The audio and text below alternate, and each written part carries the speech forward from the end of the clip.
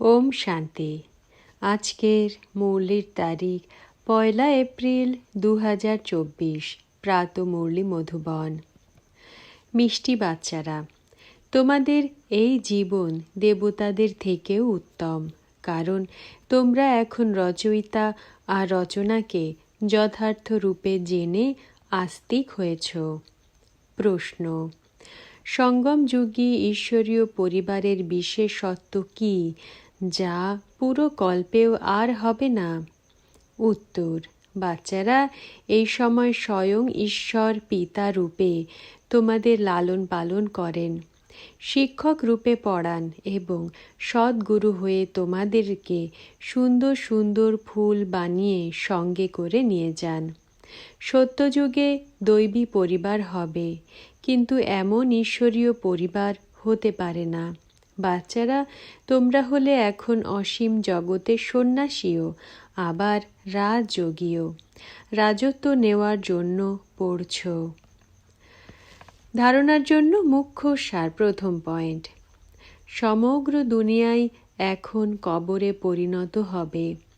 বিনাশ সম্মুখে এসে গেছে, তাই কারোর সঙ্গে সম্বন্ধ রেখো না। অন্তিম সময়ে যেন একমাত্র বাবাই স্মরণে থাকে।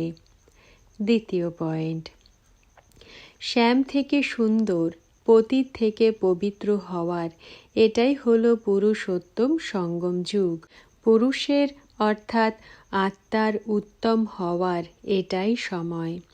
সদা এই স্মৃতিতে থেকে নিজেকে কড়ি থেকে হীরে তুল্য বানাতে হবে। বরদান: জ্ঞান ধনের দ্বারা প্রকৃতির সব সাধন প্রাপ্তকারী পদ্মা পদমপতি ভব। ব্যাখ্যা: জ্ঞান ধন স্থূল ধনের প্রাপ্তি সতই করায়। যেখানে জ্ঞান ধন আছে, সেখানে প্রকৃতি সততই দাসী হয়ে যায়। জ্ঞান ধনের দ্বারা প্রকৃতির সব সাধন সতই প্রাপ্ত হয়ে যায়। সেজন্য জ্ঞান ধন হল সকল ধনের রাজা। যেখানে রাজা আছে, সেখানে সর্ব পদার্থ সত প্রাপ্ত হয়। এই জ্ঞান ধনই পদ্ম পদমপতি বানিয়ে দেয়। পরমার্থ আর ব্যবহারকে স্বাভাবিকভাবেই প্রমাণ করায়। জ্ঞান ধনে এত শক্তি আছে যে অনেক জন্মের জন্য রাজাদেরও রাজা বানিয়ে দেয়।